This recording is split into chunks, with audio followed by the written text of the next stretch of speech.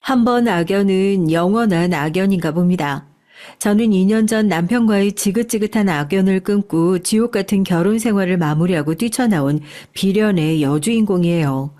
이제 그 집구석과의 악연은 여기서 끝이라고 생각했는데 남편보다 더한 악당 같은 시댁 식구들 덕분에 이 악연이 끊기지 않고 2년이라는 긴 시간 동안 이어지게 됐네요. 참 기가 막힐 노릇이지만 이번 기회를 통해 다시는 끊기지 않을 것 같았던 이 인연을 제대로 단칼에 베어버리게 되었거든요.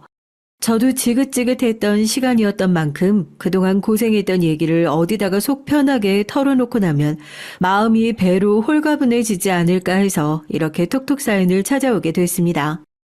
톡톡 사연을 들으시는 분들 중에서는 결혼을 하신 분들이 많으시려나요? 안 하신 분들이 많으시려나요? 아마 결혼이나 시댁에 대한 얘기가 많이 올라오고 이런 얘기들에 공감하시는 분들이 많은 것으로 미뤄봤을 때 미혼자보다는 기혼자의 비율이 조금 높은 편이겠죠. 그렇다면 제 사연을 듣고 계시는 기혼 구독자 여러분들에게 한번 여쭤보고 싶어요. 여러분은 혹시 결혼을 하신 걸 후회한 순간이 단 한 번도 없으신가요? 아마 대부분의 분들이 그래도 단 한 번 정도는 내가 결혼을 안 했더라면 어땠을까. 아무리 행복한 결혼 생활을 하시더라도 그런 생각을 하는 게 전 자연스러운 일이라고 생각해요. 자기가 가보지 않은 길에 대해서 후회를 하는 것이 인간의 기본적인 본능이라고 하잖아요. 그런데 그분들 중에서 매분 매초 내가 결혼을 했다는 사실을 후회하는 분은 몇 분이나 계실까요? 아마 흔치 않을 거라고 생각합니다. 보통 그 정도 생각에 접어들면 나의 실수를 인정하고 이혼의 절차를 받기 마련이니까요. 그런데 그 어느 쪽에도 해당되지 않는 사람이 있어요. 전 이 사람들이 개인적으로 가장 억울한 유형이라고 생각을 하거든요. 그러니까 결혼을 했다는 사실을 매분 매초 후회하긴 하지만 심지어 결혼의 마무리를 제 의지로 끊어내지도 못하는 사람들이요. 그러니까 쉽게 말해 잘못이나 책임은 나한테 있지 않은데 이혼을 당한 사람들이요. 결국 결혼이라는 선택지나 이 사람을 고른 건 나니까 누구 탓을 할 수도 없고 억울함에 가슴만 칠 뿐입니다. 저라고 처음부터 결혼이라는 선택을 후회했겠나요? 저도 처음엔 당연히 이 사랑이 영원할 거라, 내가 정말 내 인생의 최고의 선택을 한 것일 거라, 그런 말도 안 되는 상상을 하면서 결혼 생활을 시작했죠. 지금은 나이를 먹어서 조금 나아지긴 했지만 젊었을 때의 저는 제가 봐도 좀 목석 같고 촌스러운 느낌이 가득했던 것 같아요. 소개팅에 나가면 아예 자신의 후보군에서 제외해버리는 그런 사람 있잖아요.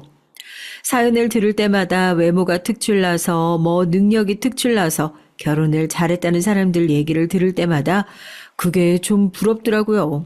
제가 좀 외모가 다른 사람들만큼 괜찮았으면 이런 대접을 안 받았을까 하고요. 가정 형편이 어렵진 않았어요. 오히려 잘 사는 편이었죠. 솔직히 젊었을 때는 성형수술을 해볼까 고민했던 적도 있었거든요. 그런데 그것도 정말 부질없다는 생각이죠. 외모가 달라진다고 해서 제 인생이 달라질 거였으면 진작에 달라지는 게 맞겠죠. 얼굴까지 그렇게 뜯어 고쳤는데 막상 변하는 게 아무것도 없다면요? 그게 더 비참하지 않을까요? 제 행색을 탓하기보다는 난 원래 이럴 운명인가 보다 그렇게 어느 정도 내려놓고 포기하고 살았어요. 좀 시간이 지나고 나니까 오히려 제가 남자를 못 믿겠는 거죠. 저한테 먼저 좋다고 다가왔던 남자들도 있었는데요. 모두 제가 다 거절했어요. 언제는 사람이 없어서 문제네 어쩌네 해놓고 왜 오는 남자를 그렇게 다 거절했냐고요? 이미 너무 많이 당해봤거든요. 집이 조금 살아서 그런지 저한테 의도적으로 접근하는 사람들이 몇 있었어요. 하나같이 레파토리도 얼마나 똑같은지 사귄 지 얼마 되지 않아서 갑자기 자기 사는 얘기를 막 늘어놓는 겁니다. 자기가 얼마나 어려운 집에서 자라왔고 또 부모님이 지금 무슨 사정에 있어서 자기가 너무 어렵게 살고 있고 근데 지금 또 이런 문제가 생겼고 늘 이런 식인 거예요. 그러면 전 그래요. 저랑 지금 만나고 있는 사람인데 어려운 사정을 마냥 외면할 수 없는 노릇이잖아요. 저도 집안 사정이 여유로운 거지 제가 여유로운 건 아니었으니까 그럼 너 나중에 사정 괜찮아지면 그때는 꼭 돌려줘라. 그때는 꼭 갚아줘라 하고 돈을 빌려준 적도 많았어요. 왜 그런 애들한테 덥석덥석 돈을 빌려주냐고 하시겠지만 그때는 제가 사랑하는 사람이 그렇게 어려운 일을 겪고 있는데 아무런 도움이 돼주지 못하는 게 더 안타까운 일이라 생각을 했으니까요. 제가 조금 어려워지더라도 이 사람을 먼저 도와주는 것이 맞다고 생각했어요. 그런데 뭐 그 뒤엔 어떻게 됐을지 안 봐도 뻔하죠? 그렇게 저한테 도움을 받았던 남자들은 그 뒤에 이런저런 핑계 대면서 만남을 피하고 그러다 연락을 피하고 또 더 말도 안 되는 핑계를 대면서 결국 이별을 통보하는 겁니다. 전 그 이별에 특별한 이유가 없을 거라 생각했는데 몇 번이나 같은 상황이 반복되고 나니까 알겠더라고요. 아, 이 사람들은 나랑 같은 마음으로 나를 만나고 있었던 게 아니구나 하고요. 그저 나를 어떻게 하면 조금 더 뜯어먹을 수 있을까 그렇게 완전 호구 보듯이 보고 있었다는 걸 알게 됐습니다. 사연을 들으시는 분들은 거절 몇 번이나 당해보고야 안단 말이냐 하고 혀를 끌끌 차실 수도 있지만 제가 그만큼 애정에 많이 굶주려 있는 상태인가 보다 그냥 그렇게 이해해 주셨으면 좋겠어요. 그때의 저는 지금 제가 생각해도 참 후회스러운 모습이니까요. 여튼 그런 일들이 몇 번이나 반복되고 나니까 이제는 정말 괜찮은 사람이 다가오더라도 이 사람이 예전에 만났던 그저 그런 사람들처럼 날 이용하려고 다가온 사람이 아닐까 의심이 되는 거예요. 당연한 거 아니겠어요? 그래서 대학교 때는 그렇게 많이 받던 소개도 전혀 받지 않고 정말 내 인연이면 어디서 어떻게든 만나게 되겠지 그렇게 생각을 했었는데 대학을 졸업하고 회사에 들어간 지 얼마 안 돼서 회사를 같이 다니던 언니가 저한테 좋은 짝이 있다면서 소개를 한번 받아보는 게 어떻겠냐는 거예요. 전 이미 소개라면 이골이 난 사람이니까 딱 잘라서 거절했죠. 아니다. 언니, 나는 소개는 별로다. 내가 남자한테 당한 게 너무 많아서 이제 당분간은 남자 만날 생각이 없다고요. 제가 그렇게 거절을 하는데도 언니는 몇 번이나 다시 저를 설득합니다. 저도 어지간하면 그렇게 소개 안 시켜주는데 저랑 너무 잘 맞을 것 같아서 소개를 시켜주는 거라면서요. 언니 얘기만 들어보면 성격도 조용하고 뭐 이런저런 문제로 속썩일 일도 없고 오히려 너무 조용해서 사귀면서 재미없다고 할까봐 그게 걱정이래요. 그 얘기를 들으니까 순간적으로 혹하긴 하더라고요. 제 이상형이 뭔 줄 아세요? 들으시면 이해가 안 되시긴 하겠지만 재미없는 남자가 제 이상형이에요. 재밌고 여러 사람들한테 주목받는 남자는 꼭 어디선가 사고를 치기 마련이니까요. 차라리 나랑 비슷하게 조용하고 차분하고 사람들한테 주목받는 거 별로 안 좋아하고 그런 무난한 사람이면 좋겠다 싶었는데 언니의 말로는 제 이상형에 그렇게 딱 부합하는 사람이 있다고 하니까 솔직히 이제 소개를 안 받겠다고 아무리 입방정을 떨어놓은 상황이어도 자연스럽게 궁금해질 수밖에 없잖아요. 그러면 소개받아 누구를 만나는 건 이번이 정말 마지막이다라는 생각으로 나갔던 자리에서 만났던 게 남편이었습니다. 언니한테 얘기를 전해 듣던 대로 정말 재미없는 사람이더라고요. 자기는 이렇게 소개팅을 나와본 것도 처음이라나요? 무슨 말을 해야 할지 모르겠다고 두서없이 자기 얘기만 막 하는데 전 그게 오히려 좋아 보이더라고요. 누구한테 잘 보이려고 괜히 멋있는 척 하는 것도 아니고 그냥 담백하게 자기 살아온 얘기를 하는데 콩깍진 건지 뭔지 몰라도 여튼 참 좋아 보였어요. 남편은 그 당시에 자영업을 하고 있는 상황이었고 그때는 막 장사가 잘 되거나 하진 않았거든요. 뭐 대박 터뜨리는 사장도 아니고 그냥 자영업자요. 저는 회사를 다니고 있었지만 아무래도 형편이 여유로우니까 남편보다는 조금 더 생활이 나은 편이었고요. 저희 둘 다 나이가 있는 상태에서 소개팅 자리에 나왔으니까 자연스럽게 가족들은 뭘 하고 지내고 있는지, 형편은 어느 정도 됐는지, 가정 환경과 경제 환경을 자연스럽게 물어보게 됐고, 전 조금 조심스럽게 그래도 형편이 어려운 편은 아니다 털어놨습니다. 제가 그때 반응이 좀 충격적이었던 게 원래 사람이요 남 잘 되는 걸 칭찬해 주는 게 제일 어렵다고 그래요. 원래 사람들이 다 가지고 있는 게 질투의 감정이니까 아무리 입으로는 축하하네 잘 됐네 하더라도 마음속으로는 그 사람을 깎아내리고 싶은 못된 마음이 깔려있는 법이거든요. 그런데 그 얘기를 하자마자 남편이 딱 하는 말이 그래요. 그래도 어렵게 사는 것보다 여유롭게 사는 게 좋으니 참 잘 됐다고요. 자기는 돈이 없어서 고생도 많이 했었는데 제가 그런 고생을 안 하고 살아서 정말 다행인 것 같다고요. 살면서 그런 얘긴 처음 들어봤어요. 별것도 아닌 걸로 다 감동받네 하겠지만 그렇게 솔직하게 남이 잘된 모습을 칭찬해 줄 수 있는 사람 정말 몇 없거든요. 그 모습이 참 좋았던 것 같아요. 겉모습만 보고 재고 따지고 했던 그간의 사람들과 다르게 남편은 정말 제 진심을 들여다봐 줄 수 있는 사람이었습니다. 제가 외모 때문에 콤플렉스가 있어서 몇 번 더 만나면서도 남편한테 계속해서 제가 너무 못생기지 않았냐, 남자들은 이런 외모 안 좋아하지 않냐, 괜히 스스로를 깎아내리면서 물어볼 때도 거짓말이 아니라 정말 그런 건 대수롭지 않게 생각한다는 듯이 저한테 거울을 사줬다니까요. 본인 예쁜 거 본인만 모르는 것 같으니까 거울 좀 보고 제대로 알라고요. 처음 만났을 때는 그렇게 다정하고 남 시선 신경 안 쓰는 멋진 사람이었죠.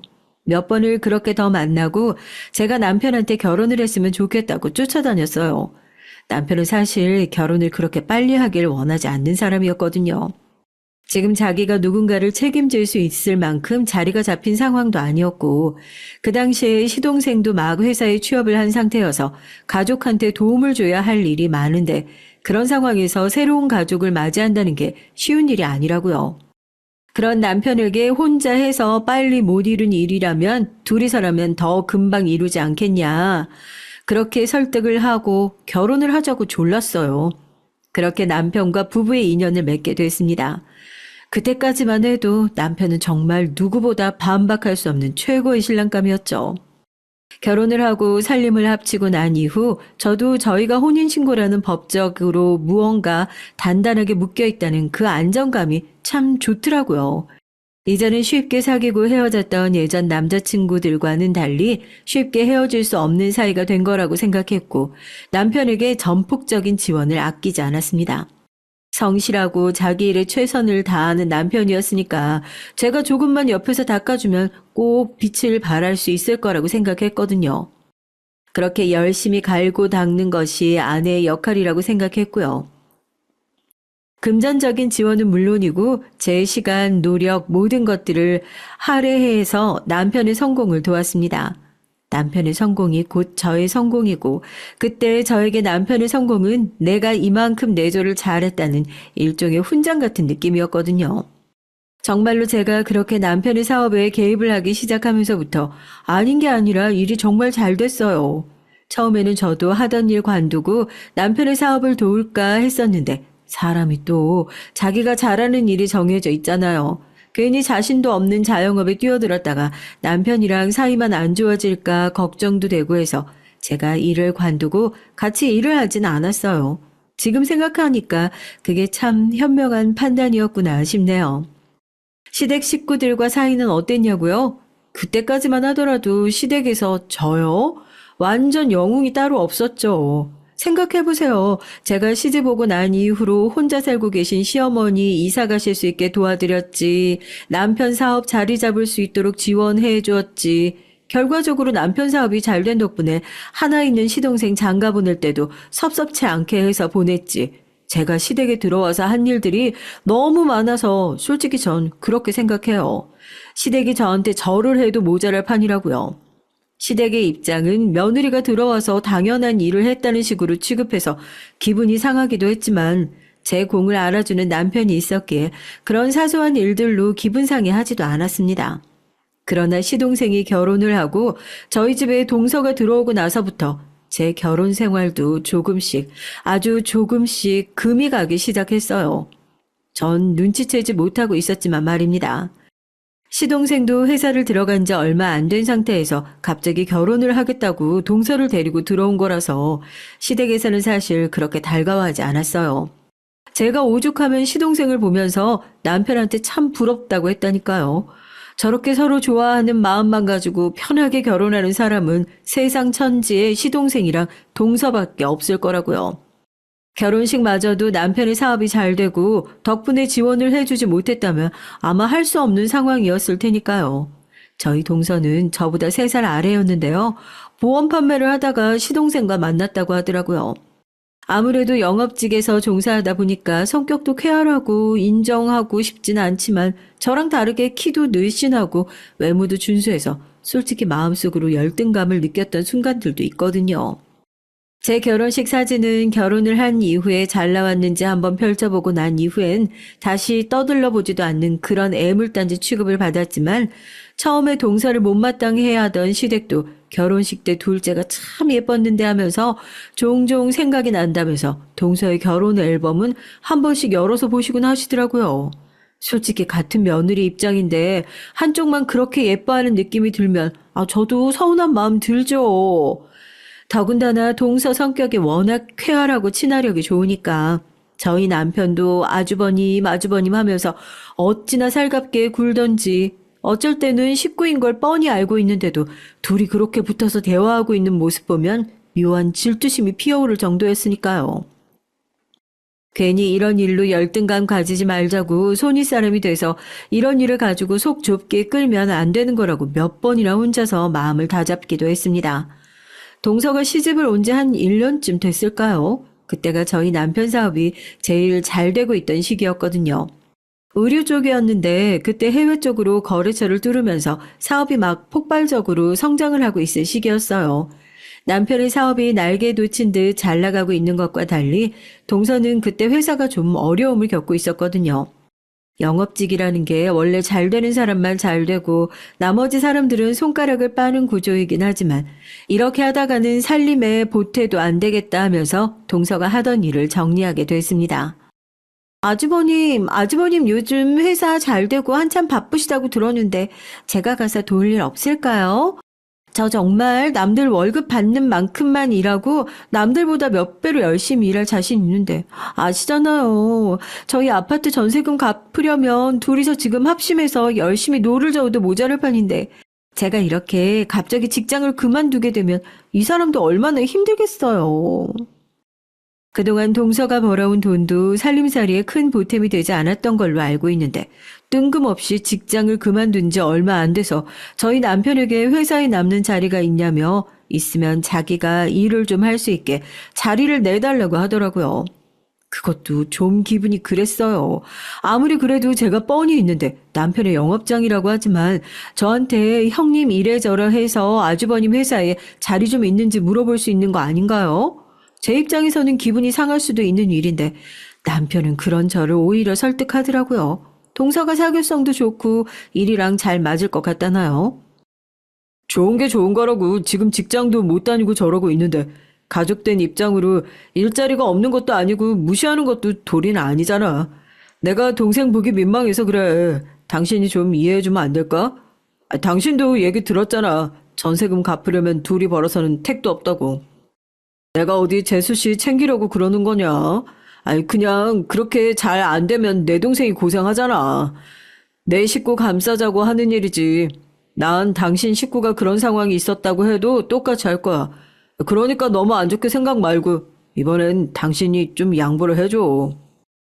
가족 일이라면 나서서 챙기는 것을 좋아하는 남편이었고 평소에 저한테 얼마나 잘하는지 제가 너무나 잘 알고 있었으니까 별다른 생각 없이 그냥 그러려니 하고 제가 한 발 뒤로 뺀 게 그게 제가 제 무덤을 판 일이라는 것을 그때는 몰랐습니다. 남편이 그렇게까지 얘기하는데 제가 거기서 어떻게 더 반대를 할 수가 있나요?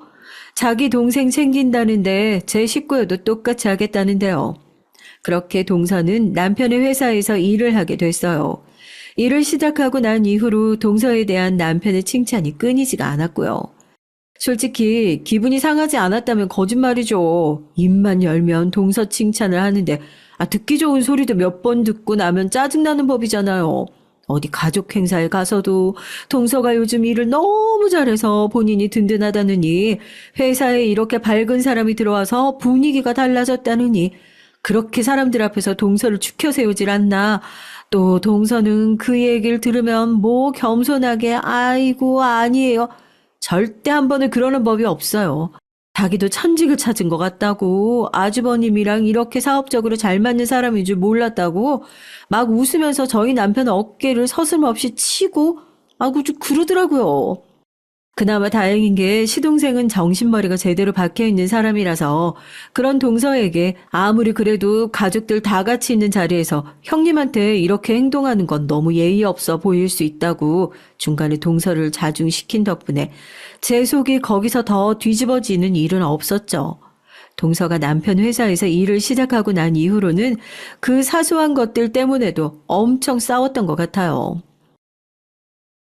뭐? 동서처럼 밝은 사람이 회사에 들어서 회사 분위기가 살아? 지금 뭐 기쁨주 뽑아놨어? 가족들 다 있고 나도 뻔히 옆에 있는데 당신은 그런 칭찬이 하고 싶어? 밖에서 사람들이 보면 욕해. 대체 나를 얼마나 무시하면 그런 소리 하냐고. 그걸 왜 또 그렇게 받아들여? 식구고 일 잘하고 있으니까 격려해주면 좋잖아. 당신은 손윗사람이 돼서 왜 그런 거 하나 너 그렇게 감싸 안을 줄 모르고. 당신 얘기하는 거 들어보면 꼭 동서랑 내 사이에 뭐라도 있는 것처럼 의심하는 사람 같아. 알아? 나야말로 묻고 싶다. 가족들 다 있는 자리에서 그렇게 대놓고 기분 나쁜 티를 내야 속이 시원하겠어? 늘 이런 식이었어요. 전 남편한테 기분이 나쁘다. 남편은 뭐 그런 걸로 기분 나빠하고 그러냐. 아마 동서에도 비슷한 이유로 자주 싸우지 않았을까요? 그나마 다행인 건 동서가 정말 아무것도 가진 것 없이 집안 지원도 받지 못하고 시집을 와서 그런지 시동생을 무슨 금동아줄이라도 된 것 마냥 꼭 쥐고 있거든요. 이것저것 다 들고 와서도 제대로 된 취급 못 받는 저와 다르게 동서는 중간에서 시동생 눈치를 엄청 보는 것 같더라고요. 그마저도 저희 남편이 형이니까 엄청나게 큰 불만이 아니면 대놓고 얘기하는 법도 없지만요.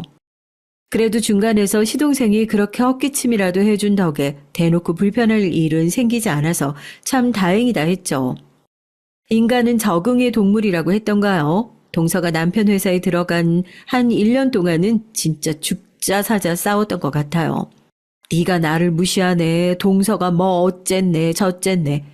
참 억울한 게 저희 부부 사이가 안 좋아서 부부간의 일로 싸움을 하면 이만큼 억울하지라도 않을 것 같은데 1년 내내 싸웠던 이유가 두 사람도 아닌 시댁 식구인 동서 때문이었으니 제 입장에서는 얼마나 억울했겠어요.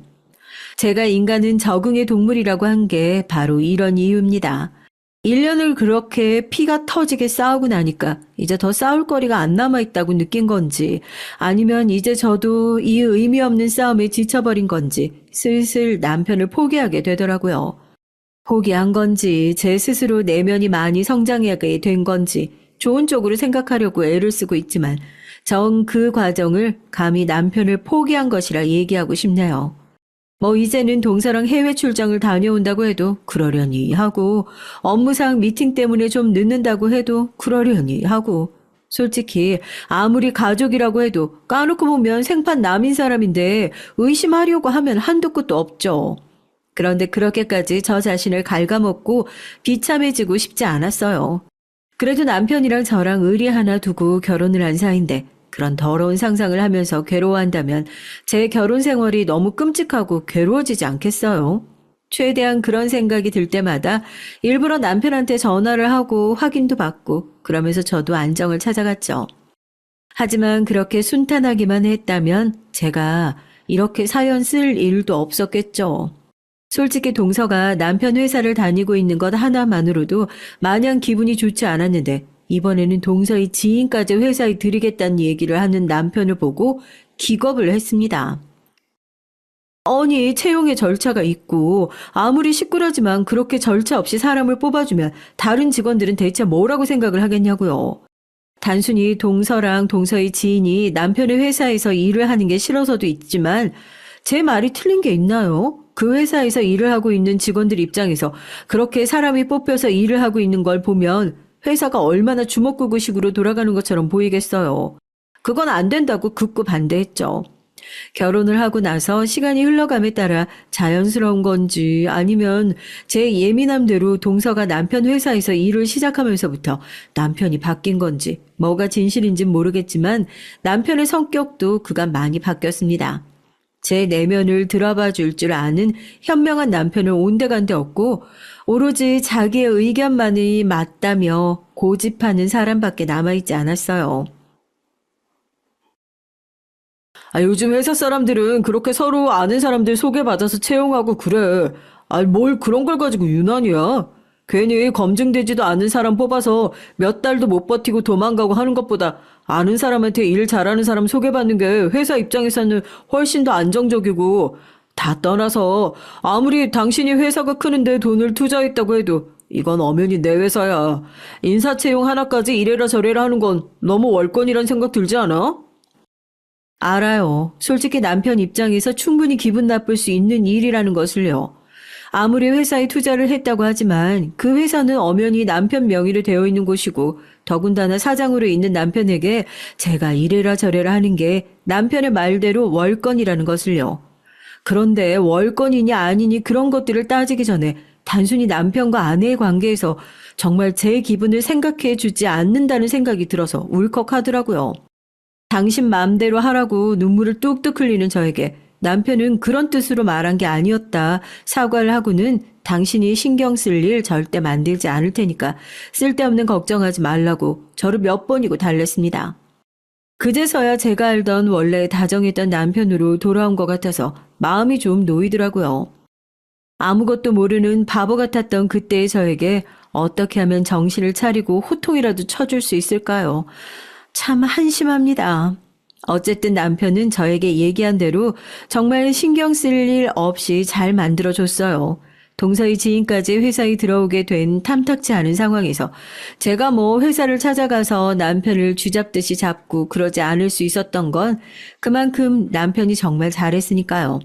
사실 크게 달라진 건 없었어요. 중요한 거래처 고객을 접대하러 가야 한다면서 주말에 아침 일찌감치 골프를 치러 동서와 함께 나가기도 하고 함께 해외 출장도 다녀오고 상황 자체는 변한 게 없는데 제가 마음을 놓을 수 있었던 그 상황 속에서 남편의 태도가 완전히 달라졌거든요. 예를 들어서 술자리를 가도 이제 2차를 가네, 3차를 가네, 시간이 너무 늦어서 회사 근처에서 사우나하고 당직실에서 자다가 바로 출근하려고 하네. 이렇게 움직일 때마다 꼬박꼬박 연락을 해주니까 뭔가 마음이 놓이더라고요. 그래도 이 사람은 내 시야 안에서 움직이고 있구나. 절대 나 몰래 허튼 짓 할 사람이 아니구나 하고요. 결혼 생활이 5년 차예요. 이제 서로 뭘 싫어하는지 뭘 좋아하는지 누구보다 잘 알고 저는 남편은 정말 이 세상에서 가장 친한 친구라고 그렇게 생각했던 때도 있었습니다. 이런 식으로 제 등에 칼을 꽂을 날이 올 거라곤 예상도 하지 못했어요. 시작은 아주 작은 의심부터였습니다. 남편이 거의 한 달간 유럽으로 장기 출장을 간다는 얘기를 하더라고요. 결혼 생활 이후로 이렇게 긴 출장은 처음이라 저도 걱정스러운 마음에 이것저것 많은 준비를 해줬어요. 남편은 그런 제게 너무 고맙다면서 출장을 마치고 돌아오면 친정 식구들이랑 같이 저도 유럽 여행을 한번 보내주겠다고 그러더라고요. 이제는 뭐 그런 걸로 하나하나 신경 쓰지도 않지만 남편에게 그랬어요. 혹시 출장을 누구랑 같이 가는 거냐고요. 동서가 해외 판매 부서로 부서 이동을 해서 이번에 같이 갈 수밖에 없다고 그래요. 동서랑 바로 밑에 본부장이랑 같이 간다고요. 그 본부장님은 저도 결혼하고 난 이후에 몇 번이나 뵀던 분이라서 너무 잘 알고 있고 50대 남자분이거든요. 솔직히 둘이서만 갔다고 하면 마음이 찝찝한 것도 있었겠지만 본부장님이랑 그렇게 셋이서 간다고 하니까 한시름 덜었던 것도 있어요. 출장 당일까지 장기 출장에 혹시라도 타국에서 남편이 힘들어하지 않을까, 음식이 입에 맞지는 않을까 걱정을 하면서 짐을 싸주던 것이 아직까지 기억이 납니다. 대체 그게 무슨 고생이었나 싶네요. 남편은 조심히 잘 다녀오겠다면서 저한테 고맙다고 인사를 해줬고 그렇게 출장을 떠났습니다. 그때는 그래도 가족끼리 일을 하면서 잘 맞아서 다행이다. 다른 사람들은 장기 출장 보내놓으면 불안한 것도 있다던데 전 가족끼리 보내놓은 거라 한시름 덜었다 이렇게 생각을 했어요. 시차가 있었지만 매일같이 남편에게 보고가 가까운 수준으로 연락이 왔고요. 뭘 먹는지 어디를 갔는지 상세하게 공유를 해준 덕분에 저도 한국에서 제 일을 열심히 하면서 생활을 할 수 있었고요. 결혼을 한 이후로 남편과 이렇게 길게 떨어질 일이 없이 살아왔는데 저도 오랜만에 휴가를 얻는 기분이라고 해야 하나요? 오랜만에 저를 위한 시간들을 보냈죠. 결혼한 이후에 그렇게 만나지 못했던 동창들도 만나러 가고 운동도 하고 수업도 듣고 하다 보니까 꼭 제가 결혼을 하기 전으로 돌아간 것 같은 기분이 들더라니까요. 제가 워낙 집에만 콕 박혀서 생활을 했던 사람이라 남편도 잘 아니까 제가 오늘은 어디를 다녀왔네, 누구를 만났네 얘기를 하니 남편이 자기 없다고 너무 무리하는 거 아니냐면서 집에서 자꾸 쉬라는 식으로 얘기를 하더라고요. 걱정도 팔자다 싶었는데 그게 걱정이 아닌지 나중에서야 알게 됐습니다. 남편은 그냥 말 그대로 제가 원래 하던 대로 집안에 틀어박혀 있기를 간절히 바라고 있는 것이었어요. 그날은 고등학교 동창이었던 친구가 오랜만에 해외에서 들어와서 저녁을 먹자고 저를 불러낸 상황이었고, 번화가의 레스토랑에서 오랜만에 친구와 와인을 한잔하면서 회포를 풀고 있었습니다. 제가 와인에는 좀 약해서 술이 알딸딸하게 올라와 있는데 누군가 사모님하고 반가운 목소리로 절 부르더라고요. 누군지 상상이 가시나요? 네, 맞습니다. 레스토랑에서 저 불렀던 사람은 지금 유럽에 가 있어야 맞는 남편과 같이 일을 하고 계셔야 할 회사의 본부장님이셨어요. 제가 너무 놀라서 와인잔을 떨어뜨리고 바닥에 시끄러운 소리를 내면서 와인잔이 산산조각이 나니까 다들 저에게 붙어서 왜 그러시냐, 괜찮으시냐 묻더라고요.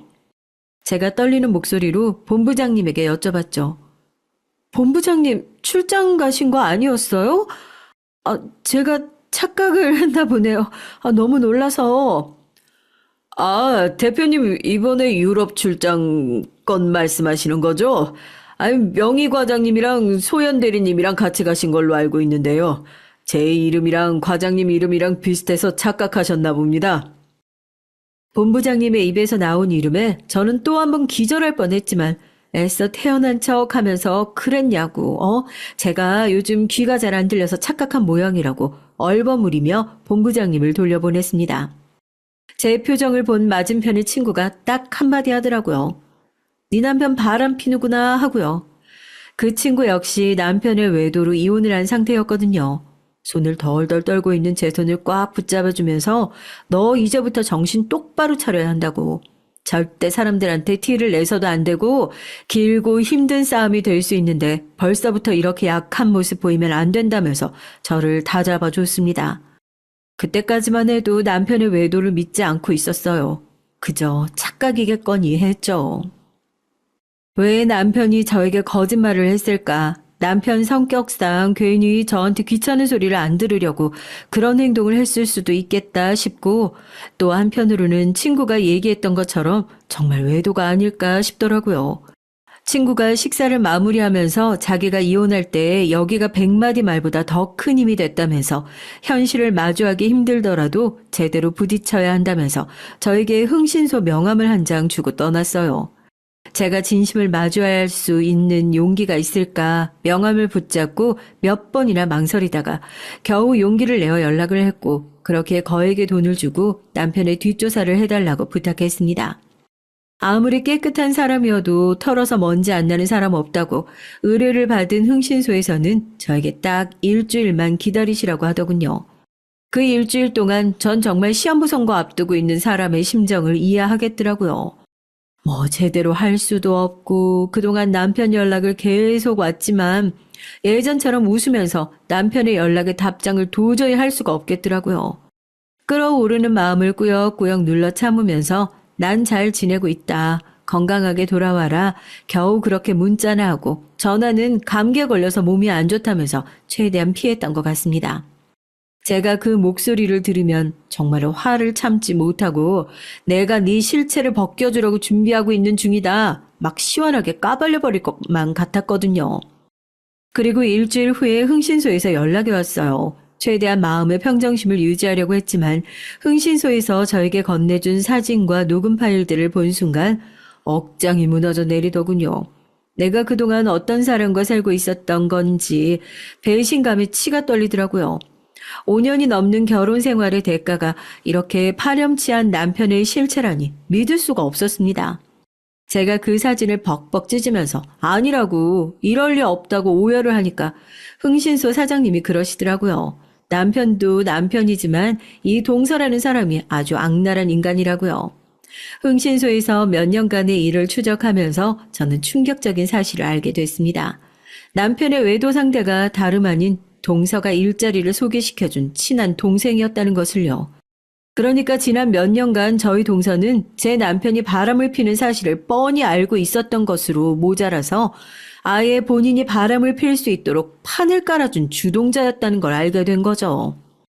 이번 출장 남편 동서가 소개시켜준 동생, 회사 직원이 아닌 다른 남자 이렇게 4명이서 다녀온 거라고요. 늘 저를 건너뛰고 남편과 얘기를 하는 동서의 모습을 안이꼽게 바라보긴 했지만 설마 이 정도로 저를 가지고 놀고 있을 줄은 몰랐어요. 그들 눈에 저는 어떻게 보였을까요?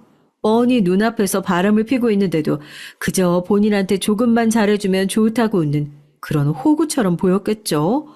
너무 화가 나니까 이제는 눈물도 나지 않더라고요.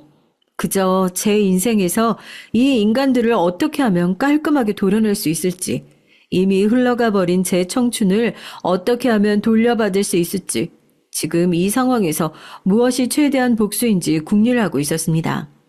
우선 제가 뒤통수를 맞은 거에 비하면 너무 작은 보답이긴 하지만 남편이 출장에서 돌아오기 전까지 이혼과 관련된 모든 것을 마무리해야겠다는 생각으로 저도 칼을 갈고 준비를 했어요. 그 사이에 이혼 전문 변호사를 만나고 지금 남편의 규칙 사유로 인해 저희가 이혼하게 되면 제가 받게 될 위자료 그리고 결혼을 할 때 제가 이 집에 준 재산을 돌려받을 수 있는지 이런 것들을 면밀하게 따져보기 시작했습니다. 변호사님 말로는 남편의 회사가 그렇게 커진 데 있어서 제가 투자의 개념으로 돈을 건네준 거기 때문에 그 돈도 다 받을 수 있을 뿐만 아니라 제가 회사에 기여한 부분을 위자료로 청구할 수 있다는 말씀을 해주시더라고요. 그나마 다행이다 싶었죠. 그렇게 남편이 돌아오는 날이 다가오고 저는 공항에 가서 남편을 기다리고 있었습니다. 돌아오기로 한 시간이 가까워지고 남편에게 전화를 걸었죠. 출국장에서 동서의 얼굴이 가장 먼저 보이고 동서가 소개시켜줬다는 그 동생이 남편과 아주 다정스럽게 팔짱을 끼고 걸어 나오는 것을 제 눈으로 똑똑히 봤어요. 남편에게 전화를 거니까 팔짱을 풀지도 않고 자연스럽게 전화를 받더라고요. 이제 공항에 도착했다고 금방 집으로 갈 테니까 기다리라면서 수화기에 대고 가증스럽게 입술을 쪽쪽거리는데 정말 그 뻔뻔한 얼굴 가죽을 벗겨내버리고 싶다는 생각에 속이 끓더라고요. 그러냐고 아주 얼굴 좋아 보인다고 하니까 본인도 깜짝 놀랐는지 그 자리에 우뚝 서서 주위를 막 두리번거려요. 제가 정말 한치 앞을 못 보고 살았구나. 이렇게 어설프게 바람을 피우고 있는 남편도 알아보지 못할 정도로 무지했구나 싶어서 화가 다시 치밀어 올랐고 그 분노에 가득 차 있는 상태로 핸드폰을 손에 쥐고 남편에게 달려가 남편의 머리통을 세게 후려갈겼습니다. 악소리를 내면서 남편이 바닥에 나둥그러지고 막 도망치려고 하는 동서와 상간녀의 머리채를 잡아서 똑같이 바닥에 꿇어 앉혔어요. 평소에 운동 한 번 안 하고 살았던 저였는데 대체 그런 힘이 어디서 갑자기 솟았나 싶었다니까요. 이제 빼도 박도 못하는 상황이 되니까 남편은 그제서야 제 앞에서 무릎을 꿇고 앉아가지고 자기가 잠깐 실수했던 거라고 정말 다시는 이런 일 없을 거라고 싹싹 빌었고 저는 대답 대신에 이혼 소장을 남편의 얼굴에 획 하고 집어 던졌어요. 소장을 확인한 남편의 얼굴이 실시간으로 허옇게 질리는 게 아주 볼만하더라고요. 설마 제가 이혼 소송까지 미리 준비하고 있을 줄은 몰랐던 모양입니다. 똑똑히 들어 이 한심한 것들아. 세상 제일 불쌍한 인간이 자기 것이 아닌 것을 탐내는 인간이야. 이 똥차 넣어 줄 테니까 이제 평생 이 인간 네가 물고 빨고 살아. 알겠어? 나중에 후회해서 네가 아무리 반품하려고 노력을 해봐도 네가 선택한 거니까 어쩔 수가 없어. 넌 이제 평생 이 남자 데리고 살아야 돼. 남의 것일 때 그렇게 좋아 보이던데 네가 가지고 나면 얼마나 볼품없고 쓸모없는지 너도 한번 똑똑히 당해보라고. 그리고 너 동서 웃기지 마. 너 따위 인간한테 쓸 에너지 없어서 참고 있는 것뿐이니까 난 살았다 하고 안심하지 마. 알겠어? 제 앞에 무릎을 꿇고 앉아있는 세 사람을 보다가 분이 풀리지 않아서 동서의 뺨을 한 대 더 세차게 때렸습니다. 짝소리와 함께 동서의 고개가 확 돌아갔고 저는 그렇게 뒤도 돌아보지 않고 그 자리를 떴어요. 그 이후에는 너무나 간단했죠. 제가 미리 준비를 잘 해놓은 탓인지 아니면 우리의 인연이 그렇게 신락같이 남아있었던 탓인지 오히려 길었던 것 같은 결혼 생활이 이렇게 빨리 정리가 될 수 있다는 게 솔직히 좀 기가 차기도 했어요. 이혼 소송은 당연히 제 쪽으로 유리하게 마무리가 됐고요. 어떻게든지 제 꼬투리를 잡아보려는 시댁 식구들이 매일같이 연락이 왔지만 이 이후로 제 생활에 방해를 할 정도로 연락을 하면 바로 신고를 하겠다고 얘기를 하고 여기서 더 무너지고 싶지 않았던지 다들 조용히 물러나더라고요. 어마어마한 위자료로 제 지나간 세월이 감히 보상이 될까 싶다마는 그렇게 위자료도 챙겼고 그 상간녀 역시 민사소송까지 가게 되어 패소하고 상간녀에게까지 위자료를 받아낼 수 있었습니다. 그렇게 시댁과의 지긋한 인연이 이제 완전하게 끝났을 거라고 생각했어요. 이혼을 하고 나니까 그동안 제가 얼마나 바보같이 살았는지 알게 됐고 저도 이대로 무너질 수 없다 생각해서 제 사업을 준비하면서 그동안의 후회를 만회하는 시간들을 보냈습니다. 전 남편과 그렇게 갈라서게 된 지 지금 2년 가까이 됐는데 그 뒤로 남편의 소식은 다른 사람을 통해 종종 전해 듣곤 했어요. 저에게 거액의 위자료를 물어주고 또 회사에 연달아 안 좋은 문제들이 터지면서 사는 게 예전 같지 않고 많이 각박해졌다고요. 그 뒤로 상간녀와 살림을 합치려고 했지만 그렇게 빈털터리가 된 남편을 상간녀가 좋아할 일이 있겠어요. 자연스럽게 회사를 관두고 떨어져 나가고 지금은 동서만 그 회사에 남아서 일을 하고 있다고요. 못된 인간들끼리 머리 맞대서 잘 살아봐라. 이제 나는 내 인생 살란다 했는데 얼마 전에 연락이 왔어요. 다른 사람도 아니고 시동생한테요. 갑자기 뜬금없이 저에게 묻고 싶은 것이 있다면서 잠깐 만날 수 있냐 먼저 연락을 해왔습니다. 이제 시댁 식구들이라면 치가 떨리는데 자기 인생이 달린 문제라고 하면서 형님한테도 절대 말하지 않을 테니까 제발 만나서 얘기할 기회를 달라고 하더군요. 그렇게 오랜만에 시동생을 만나 이런저런 얘기를 나눴죠. 지금 무슨 얘기인지 궁금하시죠? 아마 이 내막을 알면 여러분들이 더 기가 차실 겁니다. 2년 동안 연락을 끊고 지냈던 시댁 식구들인데 시동생이랑 그렇게 만나고 난 이후로 뭐 제 눈에 더 잘 보이기라도 작정을 한 건지 싶더라고요. 그렇게 시동생이랑 얘기를 한 지 하루나 지났나요? 친구네의 업장에서 일을 돕고 있는데 보험 판매 직원이 영업을 위해 가게 안으로 들어왔어요.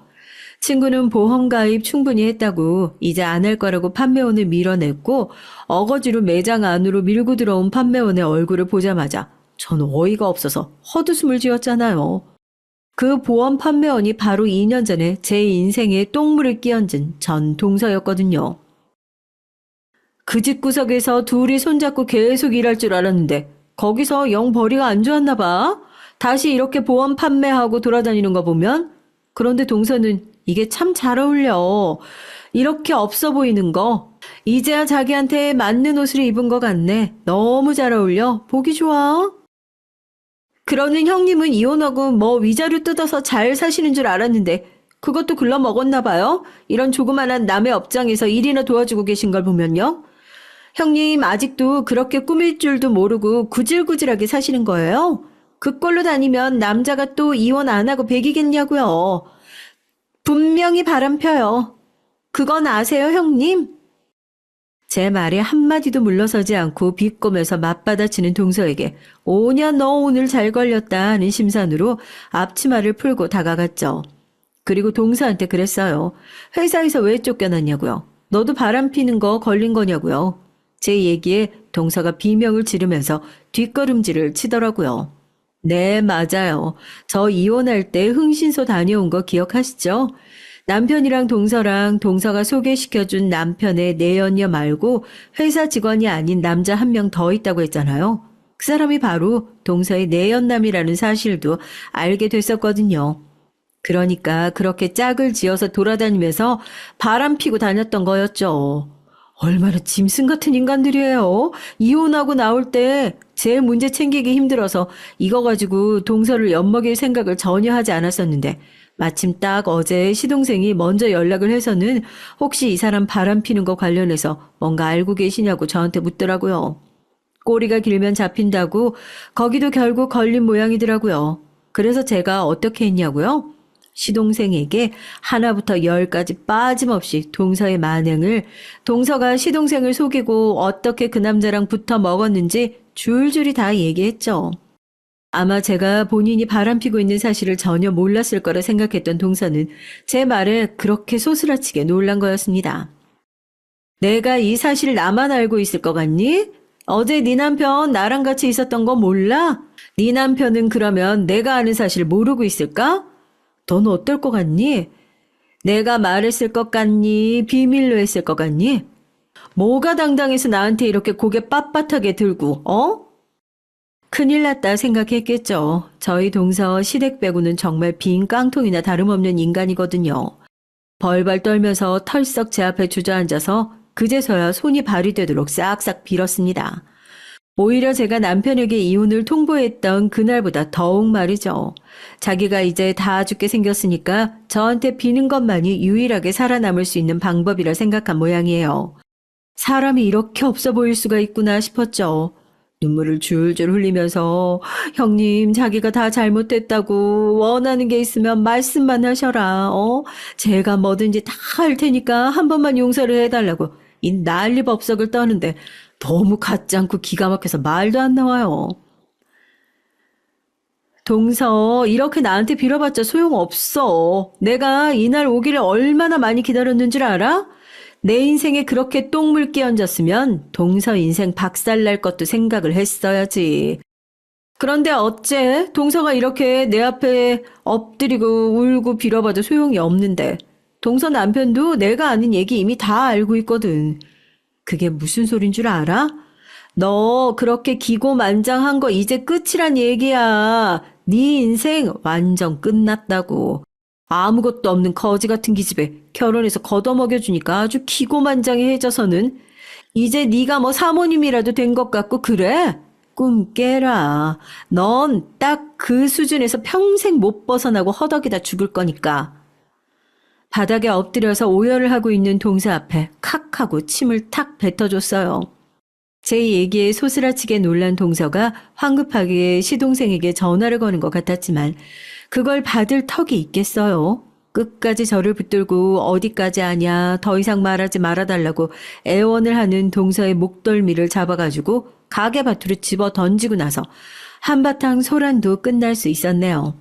제가 흥신소에서 받아왔던 사진이며 블랙박스 영상이며 녹취며 모든 증거 자료를 시동생에게 다 전달을 했으니 아마 그쪽의 이혼도 수월하게 끝날 것 같습니다.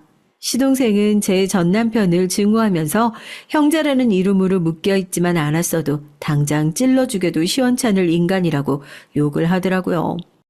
아마 가족한테도 그렇게 버림받았으니 두 사람의 말년은 쓸쓸하게 그지없지 않을까 그렇게 기대를 해봅니다. 이혼 2년 후 다시 만난 시댁 식구들과의 인연으로 또 다시 한번 아픔을 겪나 했었지만 역시 권선징악은 살아있는 모양이에요. 이렇게 또 한번 시원하게 그때 하지 못했던 동서에게 복수를 마무리할 수 있어서 참 다행이다 싶어요. 이런 속 시원한 사연을 톡톡사연에 공유할 수 있어서 더욱 다행이고요.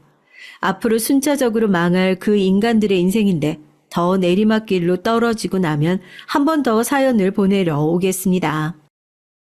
안녕하세요. 저는 올해 70이 간 넘은 할머니입니다.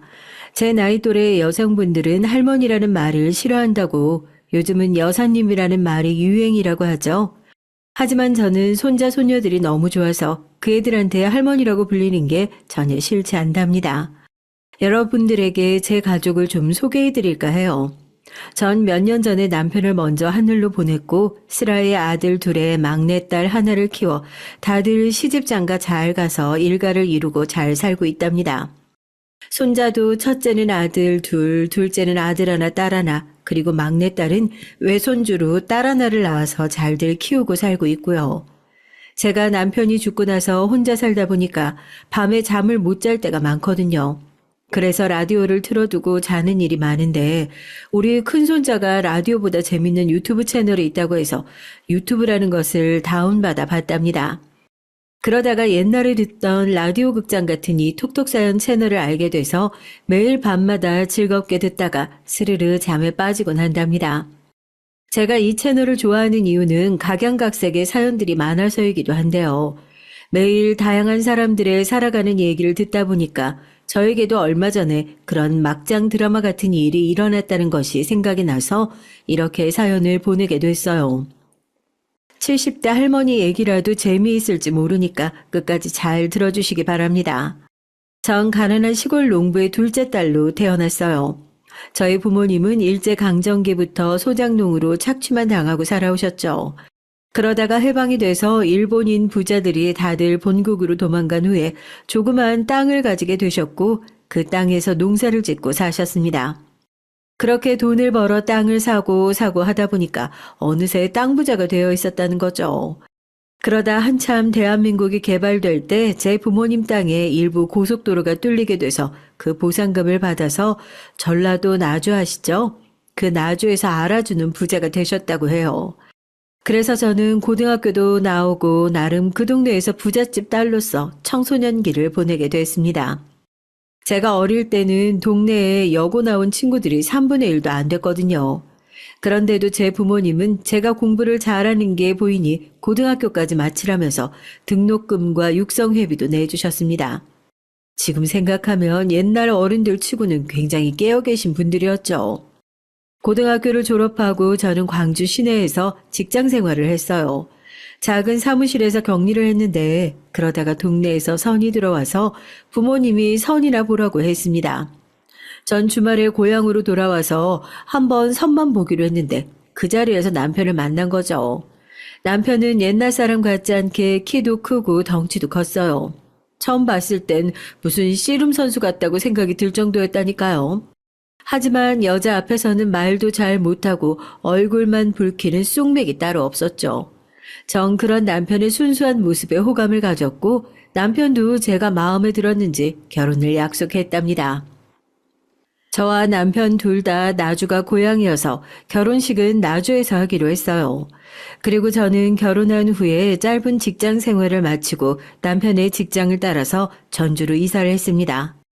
남편은 전주에서 작은 전자기기를 만드는 공장의 공장장이었는데 그 시대에 공고를 나와 수리공부터 시작해서 조립, 검사 등 착실하게 경력을 쌓아서 공장장이 된 것이었죠.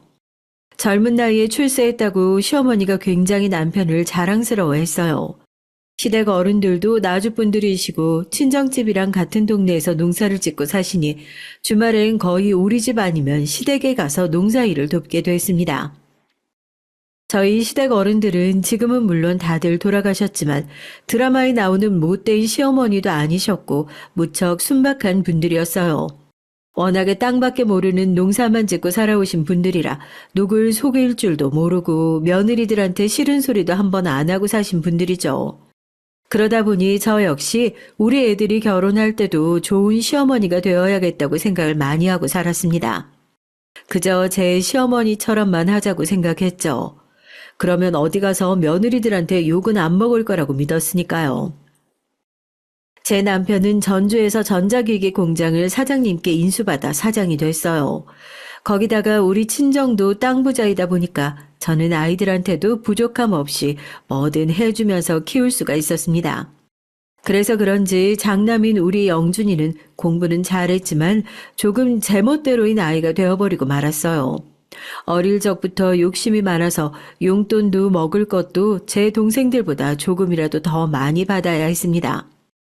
처음에 장손이 장남이라고 저희 시부모님도 손자 영준이를 너무 오냐오냐 해주시곤 했죠. 만나기만 하면 용돈도 듬뿍 주시고 명절에 다 같이 밥을 먹을 때도 영준이한테만 소고기며 갈치며 맛있는 것들로만 앞에 놓아주셨습니다. 제 둘째 아들과 딸은 시댁에 갈 때마다 그런 할머니의 모습에 불만을 가지기도 했는데요. 참 사람 좋으신 분들이긴 했지만 옛날 분들이라 그런지 장남에 대한 편애만큼은 어쩌실 수 없었던 것 같아요. 엄마, 할머니는 형만 좋아하시나 봐. 형한테만 용돈 10,000원 더 주고 나하고 영희한테는 딱 10,000원씩만 주셨단 말이야. 맞아. 요즘 같은 시대에 어떻게 아들, 딸, 장남 이런 걸로 차별 대우를 받아야 돼? 나 너무 억울해. 다 똑같은 손자, 손녀지. 나 이럴 땐 정말 할머니 싫어지려고 해. 그렇게 시댁에 갔다 오는 날엔 제 둘째 아들이랑 딸에게 어김없이 불평불만을 들어야만 했어요. 전 큰애 몰래 둘째와 딸에게 용돈을 더 주면서 할머니가 일부러 그러시는 건 아니라며 참으라고 다독거리곤 했습니다. 그 후로도 세월은 빨리도 흐르더군요. 장남 영준이는 서울에 있는 대학을 나오고 서울에 사는 여자친구를 만나더니 결혼 후에도 서울서 살더라고요. 큰아들이 결혼을 할 때 전 조금 서운하긴 했지만 제가 좀 마음에 안 들더라도 아들이 사랑하는 사람을 반대하는 것만큼은 하고 싶지 않았기에 그냥 시원하게 보내주었습니다. 사실 제 큰며느리는 처음 만났을 때부터 저와 마음이 맞지 않았어요. 첫인상은 참 예쁘고 얌전해 보였는데 처음부터 너무 거리낌 없이 저한테 엄마 엄마 하면서 반말을 하더라고요. 저는 좋게 생각해서 나한테 거리감을 느끼지 않으려고 애가 이러는가 보다 생각하기로 했습니다. 그런데 결혼해서 사돈에게 하는 걸 보니까 그냥 말투 자체가 제 부모님에게도 반말을 하더라고요. 결혼하고 큰아들 부부가 처음으로 집에 인사를 왔는데 차려주는 밥만 먹고 손님처럼 가만히 앉아있다가 가는 걸 보니까 큰며느리가 앞으로 맞이 노릇은 잘할까 걱정이 되더라고요. 전 사부인에게 걱정스러운 마음에 전화를 했습니다. 아유, 사부인 잘 지내셨죠? 아유, 그때 결혼식장에서 뵙고 처음 전화드리네요. 애들 신혼여행 잘 마치고 저희 집에 와서 저녁 잘 먹고 갔습니다. 아유, 그런데 우리 며느리가 맏며느리 노릇을 잘 할 수 있을까요? 아유, 저는 좀 걱정이 돼서요. 아이고, 감사합니다. 하루 잘 자고 갔다니 다행이네요. 아이, 그리고 우리 딸이 좀 부족한 점이 많아요. 막내딸로 자라나서 애가 천방지축 눈치가 없답니다. 아이고, 제가 다 죄송합니다. 아직도 저한테 반말하고 친구같이 지내죠. 그저 시어머님이 잘 가르쳐 주시고 사랑으로 품어주셨으면 좋겠네요. 내일은 애들 저희 집에도 좀 들르라고 말해뒀으니까 제가 우리 딸 만나면 잘하라고 이르겠습니다.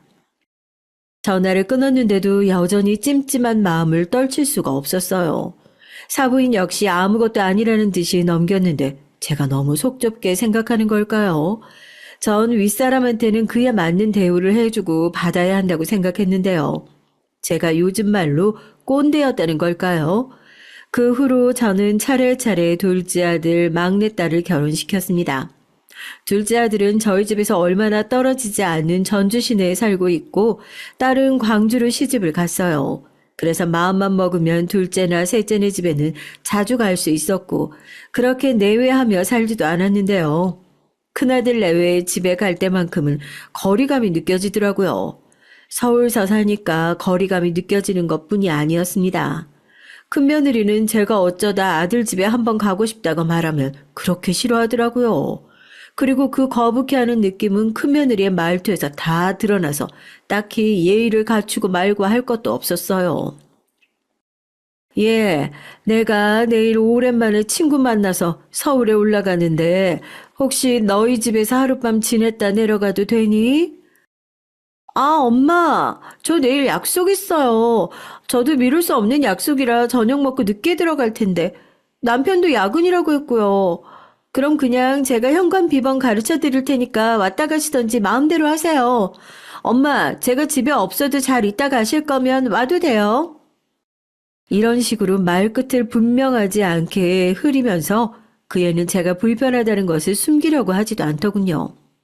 며느리가 저렇게 말하는데 제가 마음이 불편해서 그 집에 갈 수 있겠습니까? 전 점점 큰아들네 집에 왕래도 안 하고 거의 남처럼 지내게 됐어요. 그렇게 한참 무소식이 희소식이다 생각하면서 지냈습니다.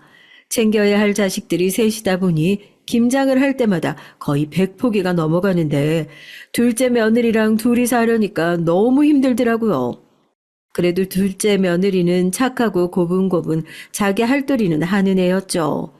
시어머니가 불러도 거절 한 번 안 하고 지금까지 같이 김장을 해오고 있으니까요. 그래도 큰 며느리네 집에 김장김치를 안 보내줄 수도 없는 노릇이니까 김치는 택배로 꼬박꼬박 보내줬어요. 그렇게 몇 년이 지난 후 저는 어처구니 없는 전화를 받았습니다. 엄마, 저희 집 김치 잘 안 먹어요. 먹을 사람 없거든요. 우리 애들도 김치 안 좋아하고요.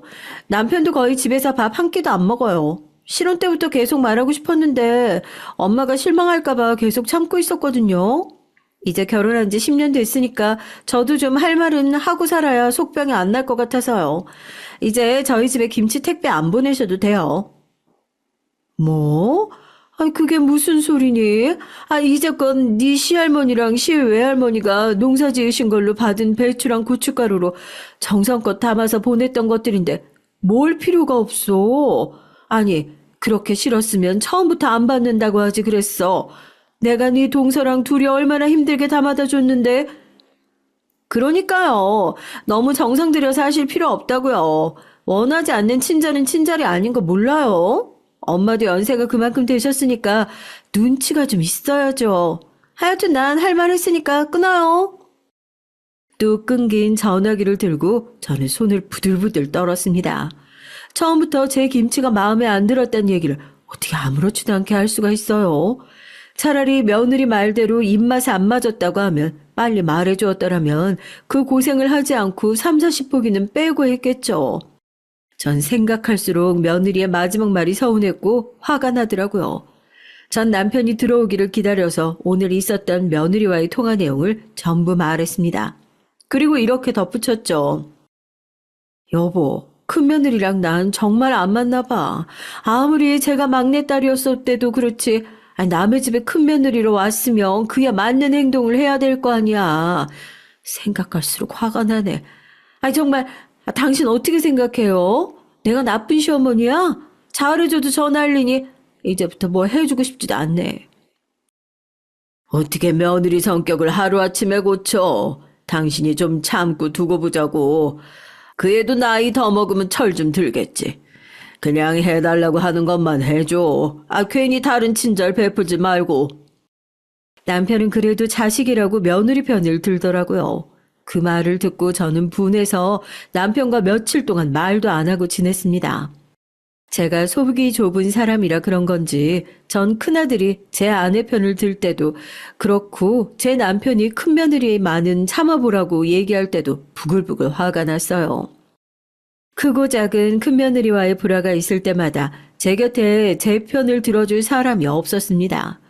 둘째 며느리에게 얘기를 하자니 동서지간에 편 가르는 것 같아서 꺼려지고 또 둘째 아들이 알면 자기 형한테 뭐라 할 것 같아서 전 막내 딸에게만 가끔 제 분한 마음을 털어놓게 됐죠. 그 못된 큰며느리가 이번에도 엄마 생일 때 돈만 계좌로 보내고 오지도 않는다지 뭐니. 나 큰애네 손자들 너무 보고 싶은데 그걸 그렇게도 매몰차게 거절을 하다니. 어쩜 네 동서는 사람이 그러냐?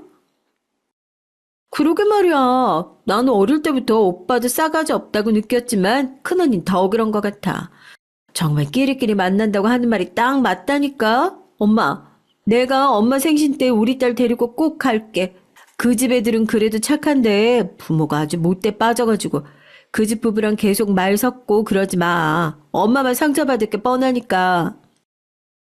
그래도 네 큰오빠인데 어떻게 그래. 큰오빠는 괜찮어. 그래도 걔가 가끔 회사 근처서 밥도 사주고 그러는데 며느리가 문제지. 그동안 세월이 흘러서 큰아들 부부는 다니던 회사를 나와서 사업을 한다면서 그 당시 서울에서 유명했던 방탈출 카페라는 것을 하나 차렸습니다. 그때는 아직 남편이 살아있을 때였는데 장남이 대책 없이 퇴직을 해서 혼자 사업을 한다고 하니까 저희 부부 걱정이 안 될 수가 없잖아요. 그래서 아들을 불러서 물었습니다.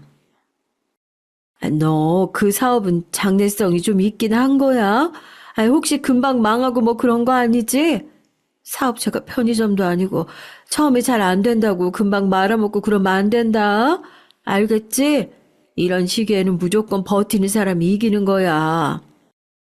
알아요. 저도 다 알아보고 한 거고 오락실이나 PC방보다 방탈출 카페 같은 것이 요즘 젊은 세대 사이에서 엄청 유행이래요. 같이 동업할 사람도 구하고 있으니까 엄마 아버지는 걱정 안 하셔도 돼요. 그것보다 제가 퇴직금 2억만으로는 좀 부족해서 그런데 아버지 돌아가시면 받을 유산 좀 미리 당겨서 받을 수 없어요? 오늘 여기까지 온 게 그것 때문이구나. 내가 너한테만 미리 유산 증여하면 네 동생들이 뭐라고 생각하겠어. 받고 싶으면 네 동생들이랑 의논해서 허락받아가지고 와. 그래야 줄 수 있지. 아니면 난 못 준다. 그리고 그거 유행 지나면 어쩌려고 그래. 전 큰아들이 한다는 그 카페에 대해서는 아는 것이 하나도 없었고 남편은 걱정이 돼서 그런지 유산 증여를 쉽게 허락하지 않으려고 하더라고요. 전 그래도 장남이 손 모아가면서 부탁하는데 매몰차게 거절하긴 그래서 제가 따로 모아두었던 3천만 원이 들어있는 통장을 남편 몰래 큰아들에게 줬습니다. 큰아들은 저에게 우물쭈물 고맙다고 말하고는 그 돈을 넙죽 받아가지고 뒤도 안 돌아보고 서울로 달아나듯 가버리더라고요. 전 그런 큰아들의 뒷모습을 보면서 돈을 주고도 왠지 찜찜했어요. 그래도 부모 마음이란 게 어디 그렇습니까? 그저 자나깨나 자식들이 잘 되기만 바라고 있는 마음 아니겠어요? 그 카페라는 사업을 벌이고 나서부터 안 그래도 거의 시댁에 오지 않았던 큰아들과 며느리는 발길이 아예 더 뜸해졌어요. 그 와중에 둘째 아들이 아버지의 뒤를 잇겠다고 하면서 다니던 직장을 그만두고 제 남편이 운영하던 전자기기 공장에 새로 들어와서 일을 배우고 있었거든요. 장남보다 더 든든한 아들 노릇을 하는 둘째 아들에게 저는 더 마음이 가는 걸 어떻게 막을 수 없었습니다. 그런데다가 둘째 며느리가 성격도 더 무던하고요. 전 그 애들을 만날 때마다 이 애들이 오히려 장남 부부였다면 얼마나 좋았을까 하고 아쉬워하곤 했답니다. 다행히 큰아들의 방탈출 카페는 유행을 따라서인지 장사가 잘 된다고 하더라고요. 하지만 특히 주말에는 돈이 더 많이 벌리니까 큰아들은 일주일에 한 번 쉬는 날조차 제대로 없었어요. 그런 날들이 몇 년이 지나가고 나서 보니 큰아들은 눈에 띄게 눈 밑이 검게 변해서는 건강이 안 좋아지는 것 같았습니다. 하지만 반대로 큰며느리는 피부과 다니면서 주름 시술하고 성형까지 하면서 오히려 예전보다 더 젊어지고 예쁘게 변하는 게 느껴지더라고요. 우리 아들이 번 돈을 그 애가 병원비며 백화점 피부 시술 스파 그런 곳에 다 퍼주면서 사는 것 같았죠. 전 큰며느리의 그런 뻔뻔한 모습에 치가 떨렸습니다. 남편이 밖에서 고생을 하면 집에서 애들 잘 키우고 집안일이라도 잘하면 좋으련만 그 애는 그런 기본적인 것에도 관심이 없었으니까요. 가정주부인 큰며느리가 직장 다니는 둘째 며느리보다 더 바쁘면서 일주일에 2번 파출부를 부른다니 제 생각엔 이해가 안 되는 일이었습니다. 신혼 때부터 그다지 마음에 차지 않던 큰며느리는 세월이 지날수록 저와 맞지 않았고 점점 더 큰아들 부부에게 정이 떨어졌어요. 그런 와중에 공장에서 열심히 일하던 제 남편에게 사달이 생겼습니다. 그 청천벽력 같던 일은 어느 날 점심때쯤 둘째 아들에게서 전화가 와서 시작이 됐죠. 어머니, 저 영민이에요. 큰일 났어요. 방금 아버지가 쓰러지셨어요. 구급차로 전북대병원에 가 있을 테니까 어서 병원으로 와주세요.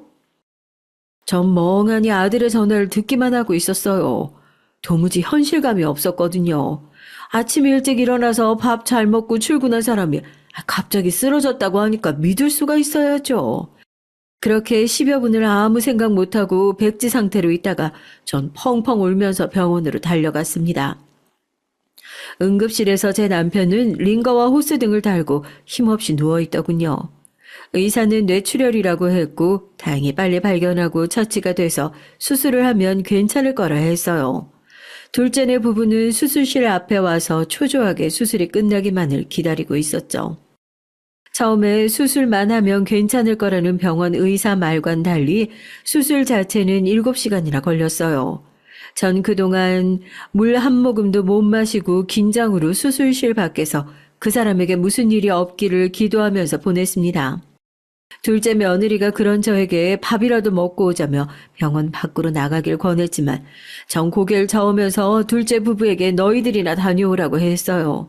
결국 제 고집을 못 꺾고 그 애들만 병원 지하에 가서 식사를 하고 왔죠.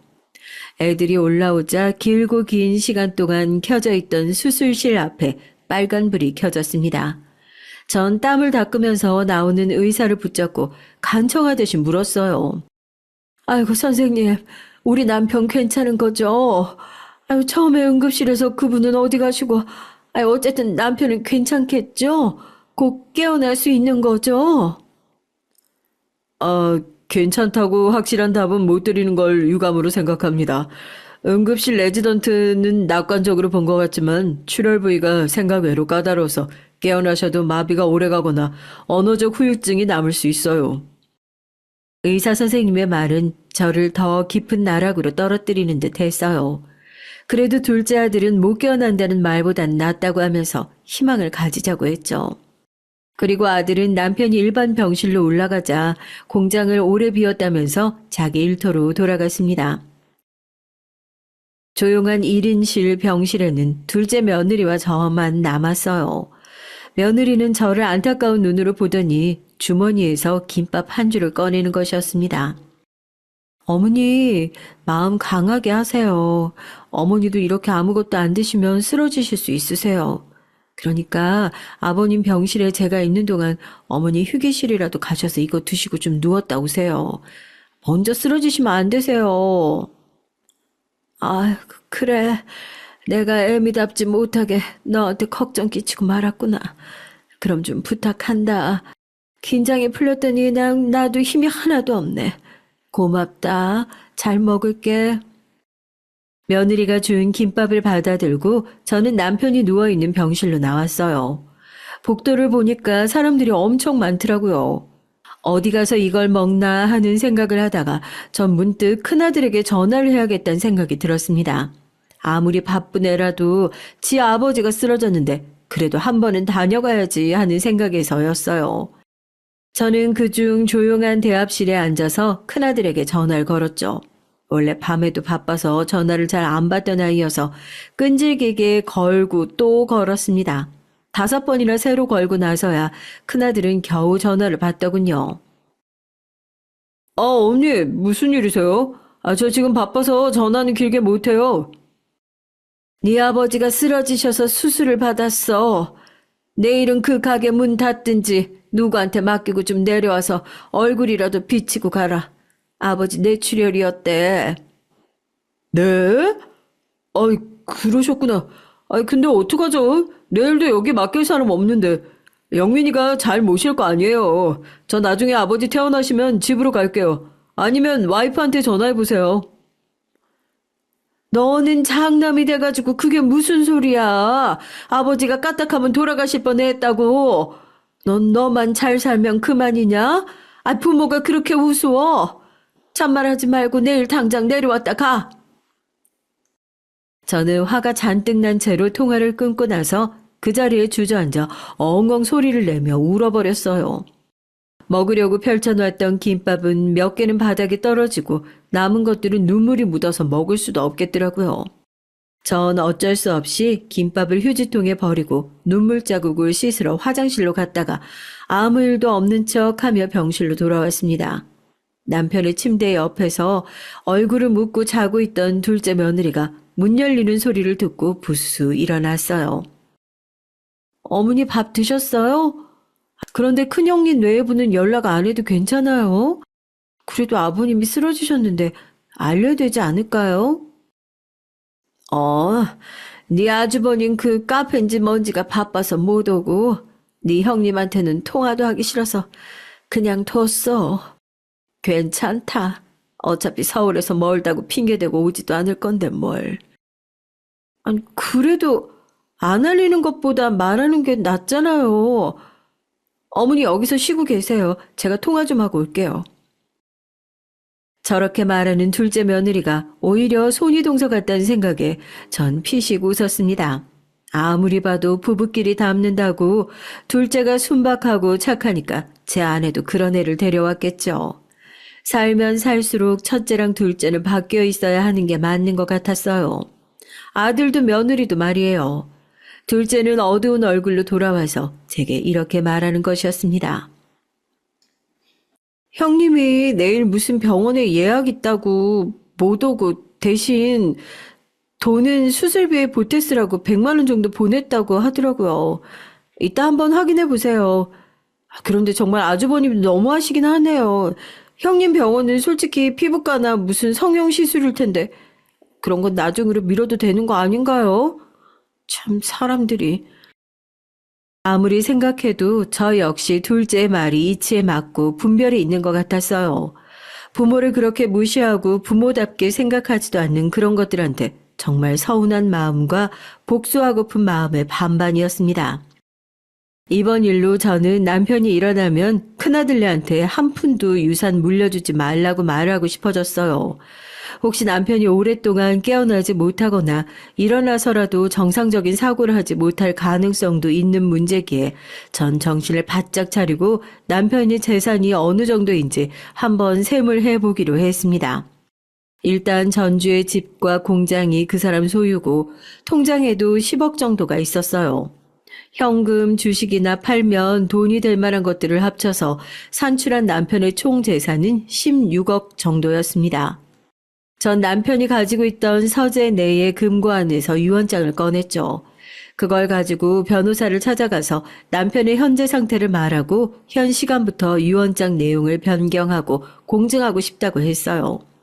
변호사는 본인이 아니면 좀 곤란하다고 말했지만 전 변호사에게 강하게 제 의견을 말해줬습니다. 큰아들 내외가 남편이 정신이 올바르지 않은 틈을 타서 전 재산을 빼앗아 갈 수도 있다고 말하면서 그렇게 되면 나는 길거리에 나앉으니까 빨리 바꿔달라고요.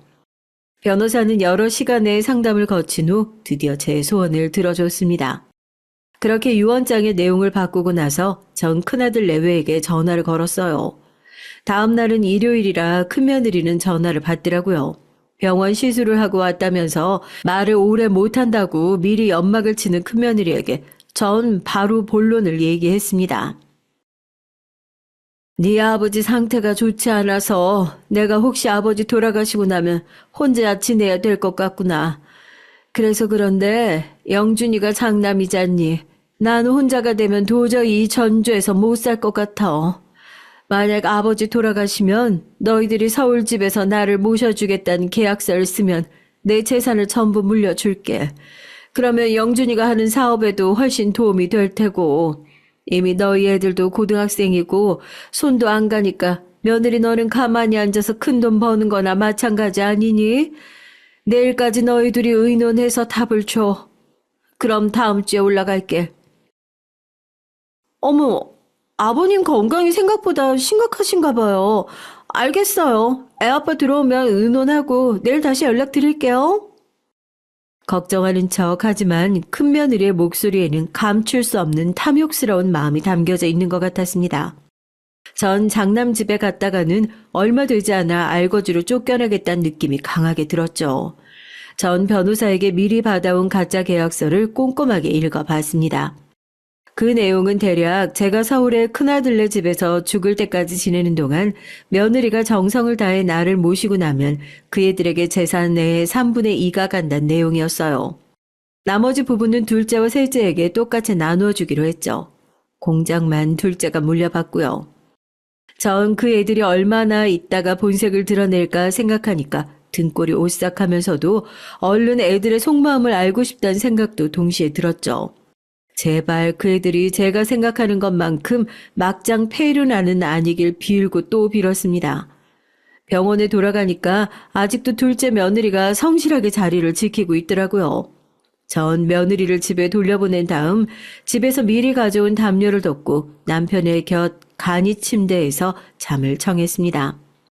남편의 느린 숨소리는 하루 종일 긴장의 연속이었던 저에게 자장가처럼 들려와 전 오랜만에 라디오를 틀지 않아도 꿀잠을 잘 수가 있었어요. 다음날 전 둘째 며느리에게 오늘은 쉬라고 말한 뒤 딸을 불렀습니다. 딸은 걱정스러운 얼굴로 남편의 병실에 와서 링거를 주렁주렁 단 남편의 얼굴을 보자 눈물부터 흘렸어요. 전 딸에게 남편을 잘 부탁한다고 말한 후 병원 밖에서 큰며느리에게 전화를 걸었습니다. 어때? 어제 말한 건 애비랑 의논해 봤니? 내가 오늘 변호사 만나서 너희 아버지 유언장이랑 효도 계약서 가지고 출발하려고 하거든. 그러니까 서울 터미널로 나 좀 데리러 나와줘. 네, 영준 씨가 그런 일이라면 어머니 얼마든지 모시자고 얘기를 하더라고요. 몇 시쯤 버스로 도착하실 것 같으세요? 제가 차 가지고 갈게요. 지금 출발하면은 내가 오후 3시쯤에 도착할 것 같으니까 시간 맞춰서 나와 있으면 내가 전화하마. 알았지? 네, 알겠어요. 조심해서 오셔요, 엄마. 아버지가 쓰러지셔서 아직도 정신을 못 차리는 와중인데 큰며느리는 시아버지의 안부도 묻지도 않고 자기 할 말만 하는 것이 썩 마음에 들지 않았습니다. 어차피 그 애들이랑 아예 연을 끊기로 생각하고 만나러 가는 것이니까 차라리 속이 시원했죠. 이번 일로 장남 부부의 민낯을 알게 되면 국물 하나도 그 애들을 위해서 남겨주지 않으리라 결심했습니다.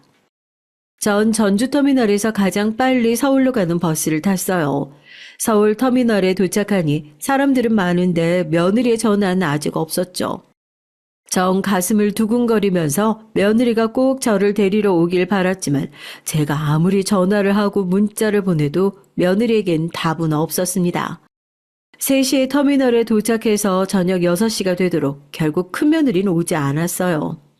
이런 결과를 머리로는 예상하고 있었지만 막상 당하고 보니까 슬프고 화가 나서 견딜 수가 없었습니다.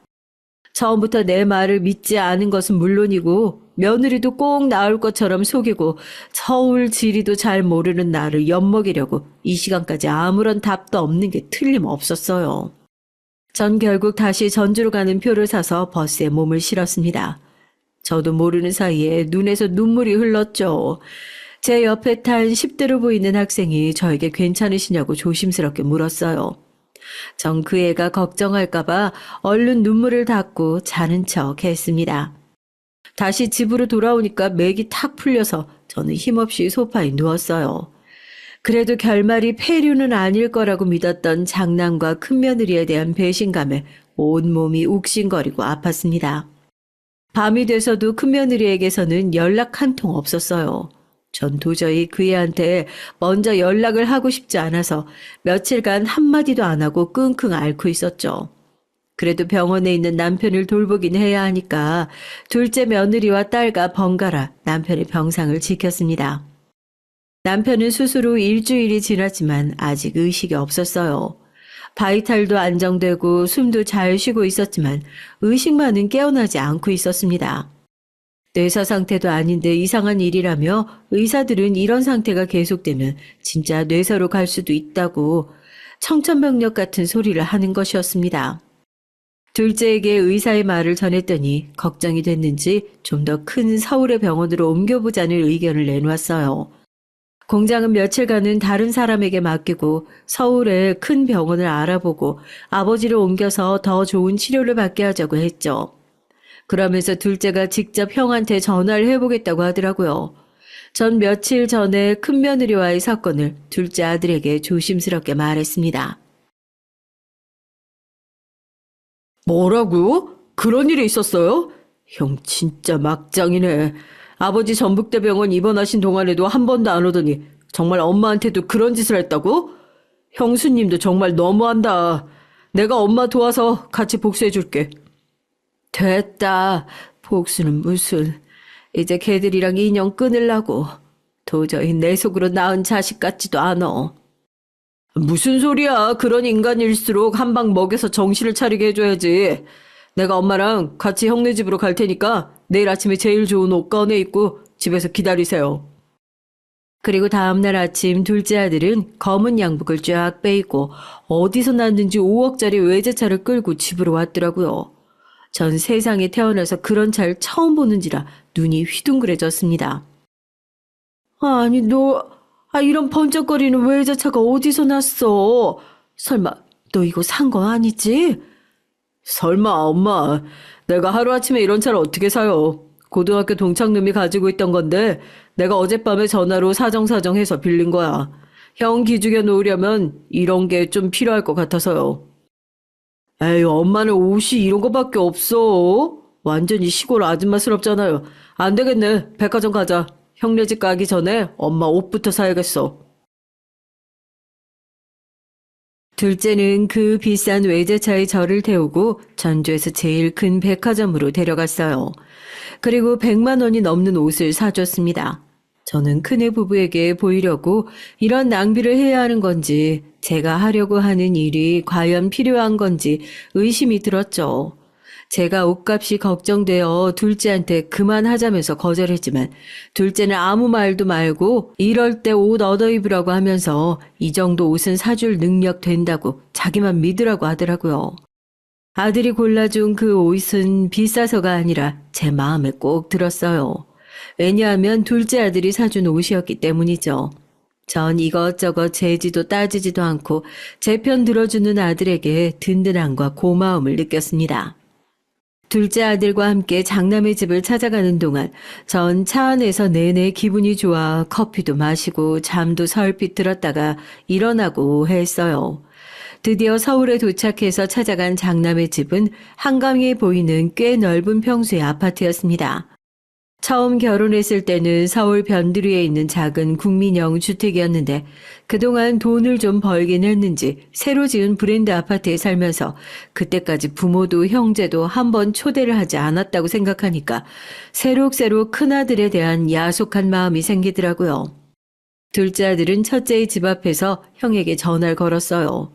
내가 전화를 했을 때와는 달리 제 동생의 전화는 그래도 빨리 받더라고요. 아, 형. 나 영민인데 지금 형네 집 앞에 와 있어. 오늘 형 그 방 탈출 카페 문 닫고 집에 있는 거 다 하니까 이 문 열지?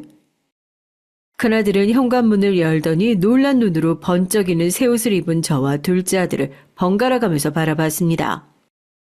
갑자기 이렇게 불쑥 찾아오면 어떡하냐? 아무리 가족끼리여도 이거 실례인 거 알아? 내가 어제 엄마한테 너무 황당한 말을 들었으니까 좋은 말 할 때 이거 열어. 집에 좀 들어가서 얘기하자고. 안 그러면 현관 앞에서 소리 지른다. 둘째 아들의 무서운 얼굴과 으름장에 놀랐는지 큰아들은 문을 열고 우리들을 맞아들였어요. 둘째 아들은 들어오자마자 소파에 퍼질러 앉아 제 형수를 부르더니 커피라도 가져다 달라고 명령하듯 말했습니다. 큰며느리는 안방에 있다가 깜짝 놀라 밖으로 나와서 표독한 표정을 지으면서 소리쳤어요. 아니, 이렇게 불쑥 찾아와서 커피를 달라고. 시동생은 예절도 없어요. 어머니도 그렇죠. 형하고 형수한테 이렇게 불편하게 대하는데 왜 아무 말도 안 하고 가만히 계세요? 똥 묻은 것이 겨 묻은 것을 나무란다더니 딱 그 짝이었습니다. 전 화가 나서 벌떡 일어나 큰며느리한테 손을 휘두르면서 소리를 쳤죠. 예, 네가 그런 말할 처지라도 되는 줄 아니? 일주일 전에 그렇게 철석같이 마중 나온다고 하더니 나오지도 않아놓고 내 전화도 문자도 씹고 너야말로 버릇없이 이 시애미를 고려장한 거 아니야? 내가 너 찾겠다고 거기서 서울 터미널에서 헤맨 생각만 하면 아직도 이가 갈린다. 내가 오늘도 효도 계약서고 뭐고 다 엎어버리려고 찾아온 거니까 이참에 아예 모자가는 연 끊자. 아니, 어머니 무슨 말씀이세요? 그날 안 오신 거 아니었어요? 전 이 사람에게 터미널에서 어머니 못 봤다고 얘기 들었는데 당신 도대체 어떻게 된 거야? 큰아들은 제 아내를 쳐다보더니 의아한 표정으로 물었어요. 그러자 큰며느리는 갑자기 안절부절 못하면서 손을 달달 떠는 거 아니겠습니까? 아니, 그게 아니고 사실은 그날 내가 다른 일이 생겨서 터미널에 못 갔어. 어머니 죄송해요. 그 후에 전화하려고 했는데 도저히 죄송해서 전화를 못했어요. 그럼 말 같지도 않은 소리 하지 마라. 그 후에 일주일이나 전화할 시간이 있었는데 한 통 연락 안 한 건 너잖아. 내가 먼저 어떻게 전화를 하니? 내 며칠 동안 얼마나 자존심이 상해서 끙끙 앓았는지 알아? 너희들 같은 나쁜 새끼들은 앞으로 살면서 보고 싶지도 않고 더 볼 일도 없다. 그러니 아버지 돌아가셔도 너희들 유산 한 푼 받을 생각 하지 마. 엄마가 하고 싶은 말 이것뿐이야. 전 마루에 있는 탁자에 가짜 서류를 던지듯 내놓았습니다. 큰아들은 그 서류의 내용을 인상을 찌푸리며 읽어보더니 갑자기 제 발목을 잡으면서 매달렸어요. 엄마, 나 좀 살려줘요. 안 그래도 지금 사업 자금이 필요해서 집 담보로 대출 받으려고 했는데 내가 아버지 서울에 있는 큰 병원에 모시고 엄마도 우리 집에 모실 테니까 이 유언장이랑 효도 계약서 사인하게 해주면 안 될까요? 제가 그날은 잘못했어요. 네, 어머니. 이제라도 저희 집으로 오세요. 제가 잘 모셔드릴게요. 아버님 유산 중에 10억만 미리 증여해 주시면 제가 어머니 돌아가실 때까지 계속 모실게요. 아들이 제 발목을 붙잡고 매달리자 큰며느리도 덩달아 무릎을 꿇고 두 손을 모아 싹싹 빌면서 저자세로 나오는 것이었습니다. 그렇지만 저는 이미 큰아들 부부를 믿을 수가 없었어요. 전 입술을 악물고 아이들에게 고개를 저었습니다. 둘째 아들 역시 큰아들에게 냉정하게 말했어요. 어머니가 일주일이나 형수님한테 부대접 받은 걸로 끙끙 앓으셨어. 내가 엄마 그냥 가만히 형이랑 영 끊겠다는 거 도저히 참을 수가 없어서 모시고 올라온 거야. 이제부터 내가 아버지 병원도 서울로 옮기고 어머니도 내가 모실 거야. 그러니까 형은 사는 동안에 엄마하고 연락하지 말고 돌아가셨을 때나 오든가 해. 아니, 네가 뭐라고 형한테 가르치는 말투로 그딴 소리를 해? 나 네 형이야. 니네 집이 어머니 집과 가까우니까 네가 전주에서 부모님 모시는 거야. 당연하지. 꼭 장남만 부모 모시란 법이 어딨냐? 그래, 형, 말 잘했네. 첫째만 부모님 모시라는 법 없지. 그러니까 장남이라고 유산 다 받으려는 법도 없는 거야. 유산 받고 싶었으면 애초에 처음부터 잘했어야 되는 거 아니야? 형, 네가 처음부터 싸가지 없게 나왔으니까 엄마도 속이 상해서 이러는 거잖아. 부모가 얼마나 열이 받았으면 먼저 연을 끊자고 나오겠어. 나중에 큰 조카가 형네 부부 못 모시겠다고 하면 기분이 어떨지 형도 한번 생각해봐. 둘째 아들의 그 말을 끝으로 저는 큰애 부부의 눈앞에서 가짜 효도 계약서를 찢었습니다. 이제 더 이상 기회는 없는 거라는 저 나름대로의 의사 표현이었죠. 제 성격을 잘 아는 큰아들은 망연자실해서 마룻바닥에 주저앉았습니다. 하지만 큰며느리는 제 허리를 잡고 아직도 포기할 기색 없이 계속 변명을 중얼거리고 있었어요.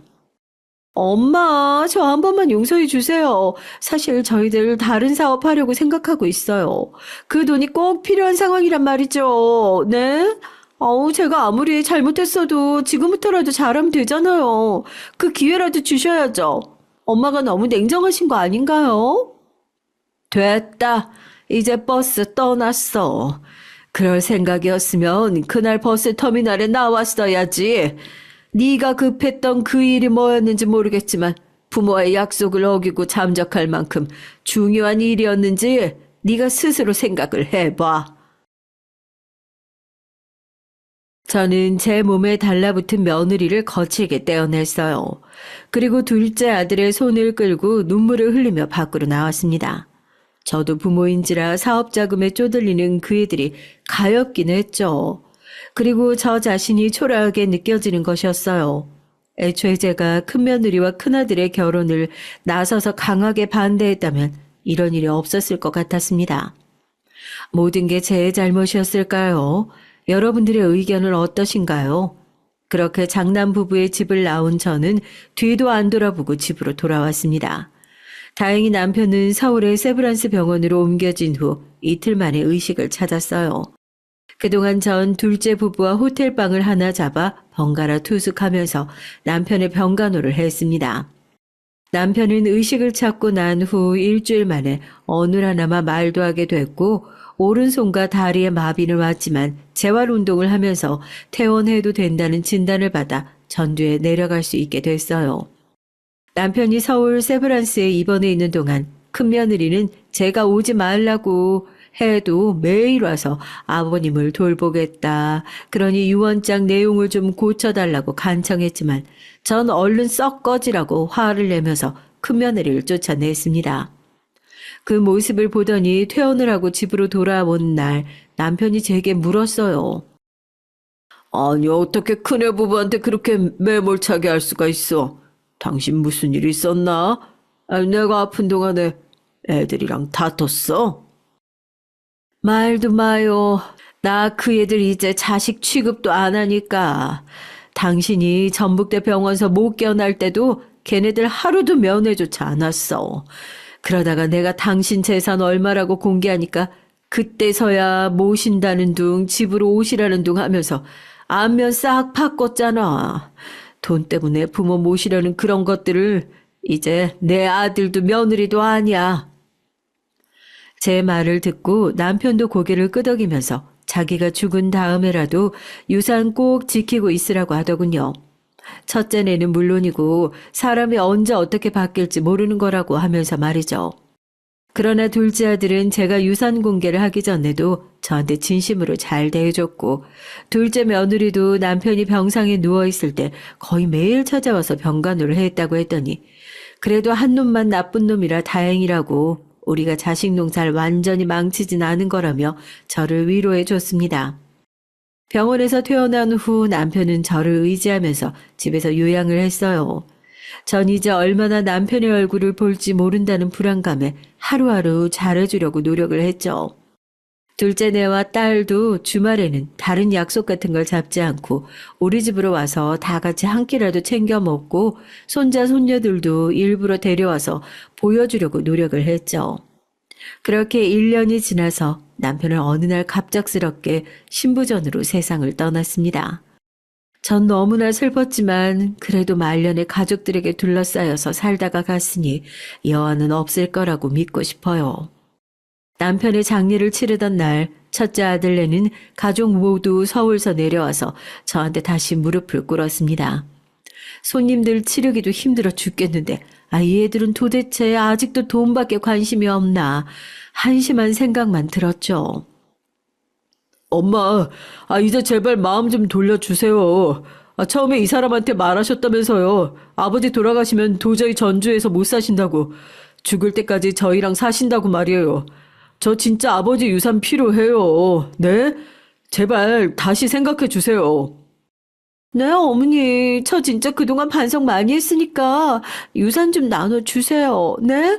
10억만 주시면 제가 정말 잘 모실게요.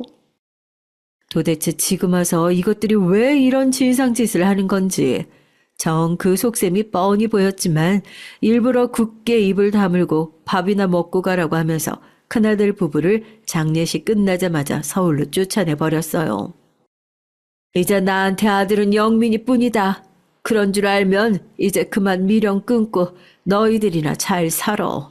나 서울 가서 네 와이프랑 같이 살면 화병 나서 제대로 못 살 것 같으니까. 이 엄마가 오래 살길 바란다면 그냥 너희들끼리 잘 살고 다신 찾아오지 마. 큰아들 부부는 이렇게까지 비는데도 용서해 주질 않는다며 엄마 너무 독하다고 기어코 성을 내면서 서울로 올라갔어요. 이제 첫째네 손자들까지 못 본다고 생각하면 눈물이 나서 견딜 수 없었지만 그 애들도 이미 다 장성하고 나니까 제 부모가 할머니에게 못할 짓 한 건 알았나 봅니다. 인연을 아예 끊지 않고 가끔 할머니 집이라고 찾아오더라고요. 그런 손주들에게는 아직도 고맙고 그 애들이 짠한 생각이 들어서 용돈도 주고 맛있는 것도 해주면서 살고 있어요. 부모가 돼서 웬만하면 자식들 용서해줘야 한다고 말하는 제 또래 청취자분들이 계실지 모르겠습니다. 하지만 제가 그날 서울 터미널에서 느꼈던 심정을 생각하면 전 제가 독하다고 생각하지 않아요. 큰아들 부부는 마지막 기회를 버렸고 전 그때의 트라우마 때문에 다른 지역에 갈 일이 있으면 고속버스를 이용하지 못하고 꼭 둘째 아들에게 부탁을 해서 차를 타고 가야 하게 됐거든요. 오늘 제 얘기는 여기까지 하겠습니다. 여러분, 막장 드라마 같은 제 인생 얘기 어떻게 들으셨는지 궁금하네요. 제게 앞으로 소원이 있다면 둘째 아들, 딸네 식구들과 오래 왕래하면서 사이좋게 살아가는 것이고요. 그 배응망득한 첫째 아들네는 자력으로 살아남을 테죠. 더 이상 신경 쓰고 싶지 않습니다. 긴 글 읽어주신 여러분들 감사합니다. 더운 여름 건강히 보내시길 바랍니다.